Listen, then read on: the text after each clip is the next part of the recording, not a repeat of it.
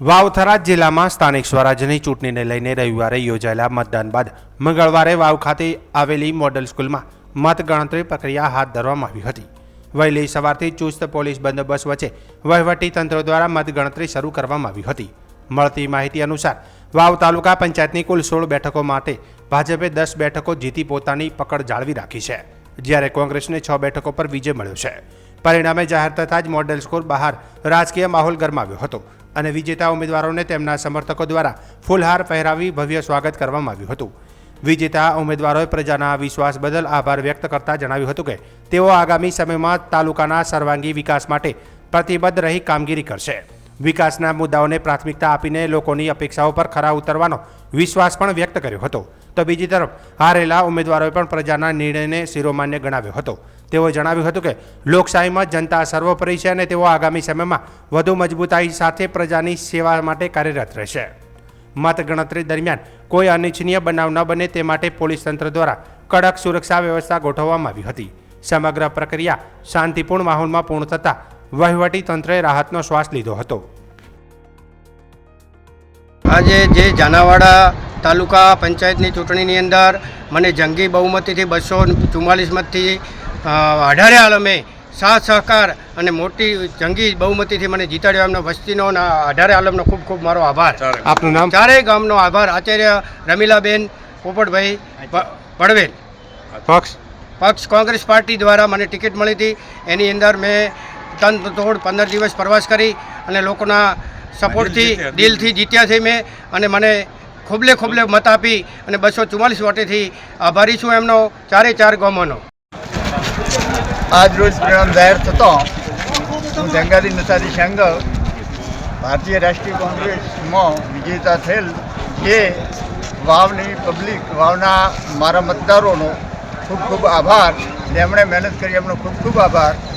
અને વડીલો અને મિત્રો, બહેનો, ભાઈઓએ બધાએ મને ખૂબ મદદ કરી, જેને લીધે હું જંગી બહુમતીથી જીતેલ છું. અને તેમનો જે પણ કાર્યો કરવાનો છે એ હું ખંતપૂર્વક કરીશ, દરેકને સાથ સહકાર આપીશ.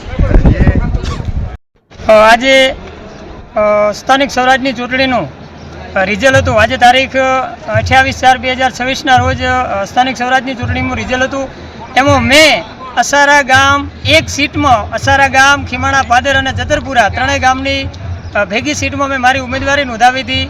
એની અંદરથી મને મારા ત્રણેય ગામોનો મતદારો અને દરેકના સહયોગથી હું 900થી વધારે વોટોની લીડથી, ભવ્ય લીડથી જીતો છું. એ બદલ હું મારા દરેક મતદારોનો દિલથી આભાર માનું છું અને આપ દરેકને કહું છું કે આપનું ઋણ મારા ઉપર કાયમ રહેશે. ભારત માતાની જય.